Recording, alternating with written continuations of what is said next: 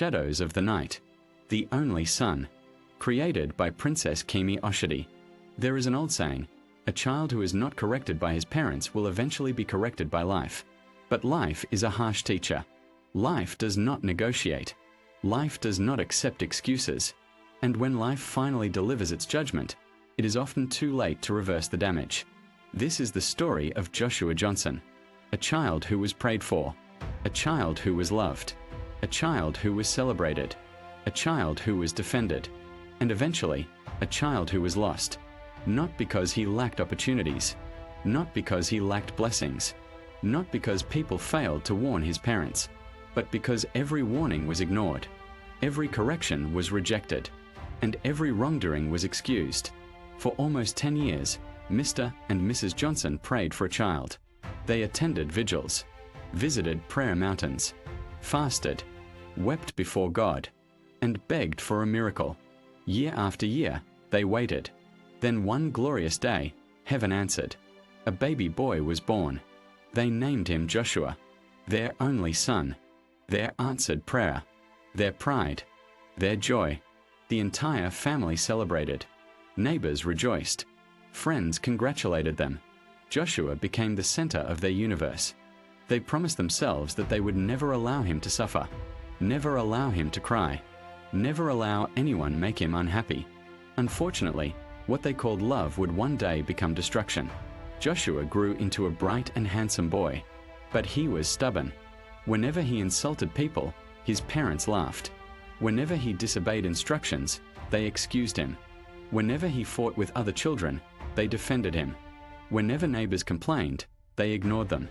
The signs were there, but they refused to see them. Some parents do not raise children. They worship them. They see arrogance and call it confidence. They see stubbornness and call it strength. They see bullying and call it boldness. And before they realize it, they have raised a monster instead of a leader. One afternoon, Mrs. Johnson discovered that money was missing from her handbag. The family housemaid, Esther, was immediately accused. The poor girl cried. She pleaded. She begged. "Madam, I did not take your money." Unknown to everyone, Joshua had stolen it. Mr. and Mrs. Johnson suspected him. They saw the signs, but they chose silence. They chose denial. Instead, Esther was dismissed. As she walked away from the house carrying her small bag, tears flowed down her face. At the gate she stopped, turned around, and said, "One day, the truth will return to this house."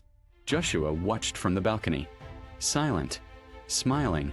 That day, he learned a dangerous lesson, that wrongdoing without consequences becomes a habit, and habits eventually become character. As Joshua entered secondary school, his behavior became worse. He bullied weaker students, collected lunch money, destroyed books, humiliated classmates, and enjoyed seeing others suffer. One of his victims was Daniel, a brilliant boy from a poor family. Daniel believed education was his pathway out of poverty, but Joshua and his friends turned his life into a nightmare. They mocked him daily, destroyed his assignments, embarrassed him before other students, made him feel worthless. The pressure became unbearable. Eventually, Daniel stopped attending classes. His dreams slowly died. Teachers repeatedly reported Joshua. Parents complained. Neighbors warned the Johnson family. But every warning was met with the same response. Our son cannot do such things. People are jealous. They are exaggerating. Every correction became an insult. Every warning became an enemy. And Joshua continued sinking deeper into darkness. Years later, Joshua gained admission into the university. His parents celebrated. Friends congratulated them. The future looked bright. But Joshua arrived on campus carrying the same arrogance he had nurtured since childhood. Before long, he became popular, not among serious students, but among troublemakers, street boys, drug users, campus thugs. Whenever he returned home, young boys surrounded him. He enjoyed being admired. He loved attention. He loved influence. He loved power. Then one day, some cult members approached him. They offered him everything he desired: power, fear, recognition, influence, the ability to make people tremble at the mention of his name. Joshua accepted. The initiation was brutal. Blood was spilled. Oaths were sworn. Violence was celebrated.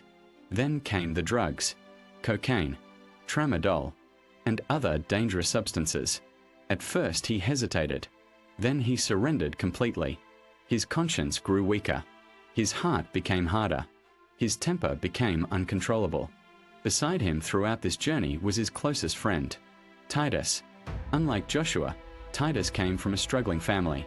Both of them dreamed of becoming successful.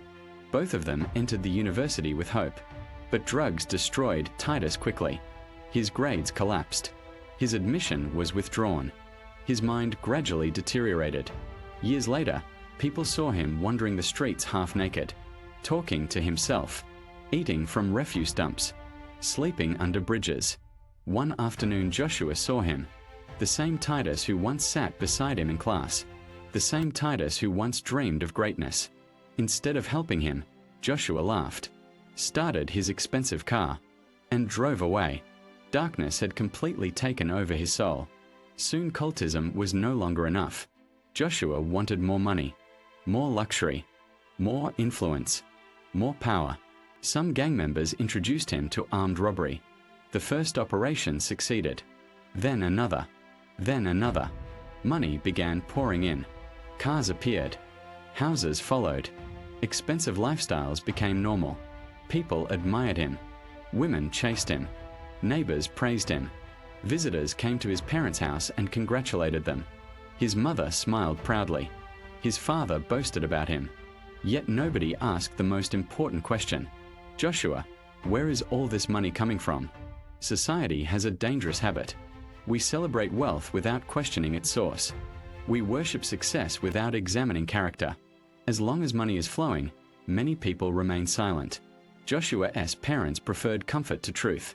Then came the night that changed everything. Joshua's gang attacked a commercial bus traveling along a lonely highway. Passengers screamed. Children cried. Gunshots shattered the darkness. Chaos erupted. Then tragedy struck. A pregnant woman was hit by a bullet. She collapsed instantly. Her unborn child died with her. Her husband survived, but his life never recovered. Everything he loved was taken away in a single moment. The police investigated, but the case eventually went cold. Joshua escaped justice, or so he believed. Years later, Joshua got married. His wife, Amara, believed she had married a successful businessman. Together, they had 2 beautiful children. For a while, life appeared perfect, but darkness never stays hidden forever. One day, Amara discovered hidden weapons inside their home. She confronted him. Joshua became violent. The children watched their mother cry. The house became filled with fear. The man who once terrorized strangers was now terrorizing his own family. As time passed, Joshua grew tired of crime. He wanted to change. He stopped participating in robberies, focused on business, tried to live quietly. But evil has a long memory, and consequences have patient fate. The husband of the pregnant woman eventually became a powerful political leader. But he never forgot his wife, never forgot his unborn child, never forgot that terrible night. One day he ordered the case reopened. Old files were reviewed. Former gang members were arrested. Witnesses resurfaced. Evidence emerged. Again and again, one name appeared. Joshua Johnson. The past had returned. His arrest shocked the nation. Friends disappeared. Associates vanished.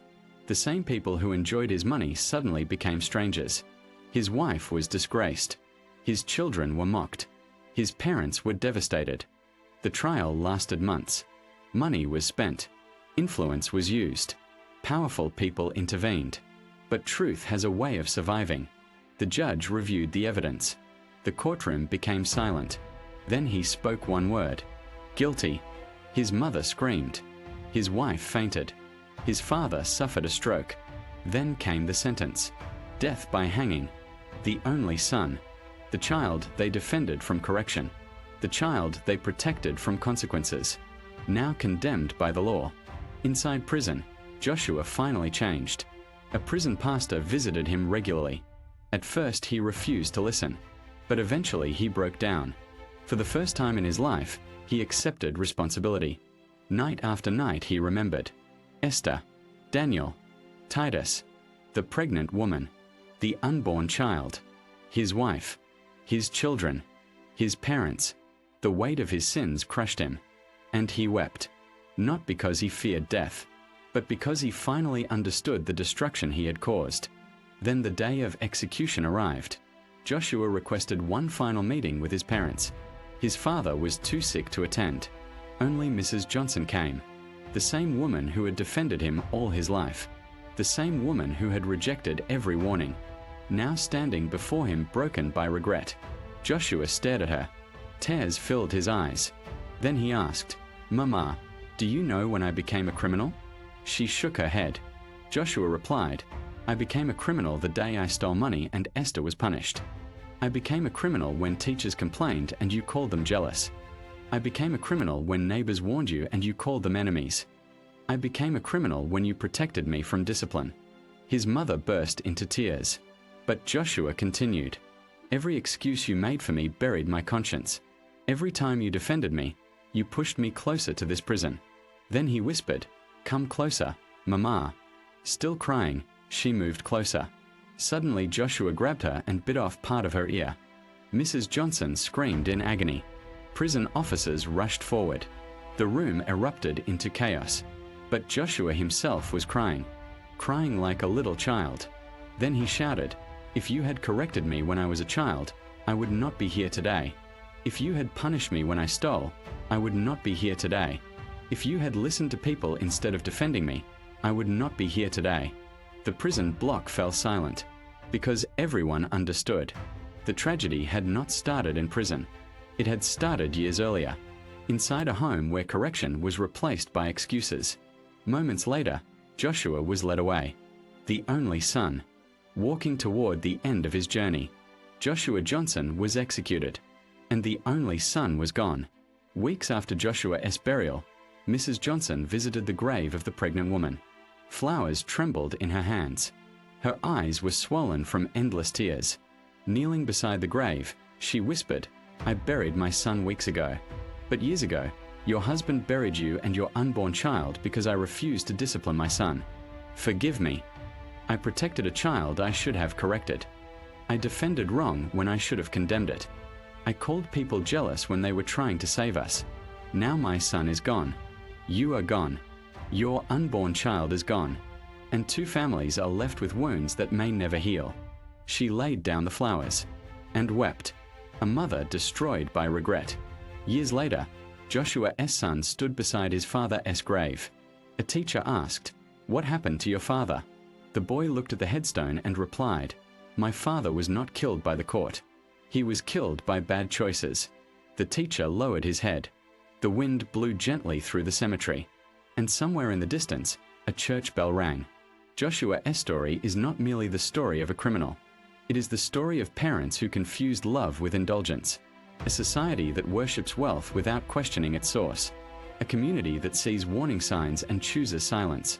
Many criminals do not begin with guns.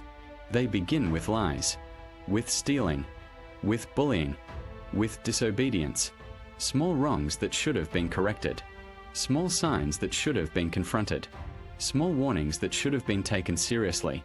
But excuses were made. Parents looked the other way. Neighbors became tired of talking. Teachers gave up.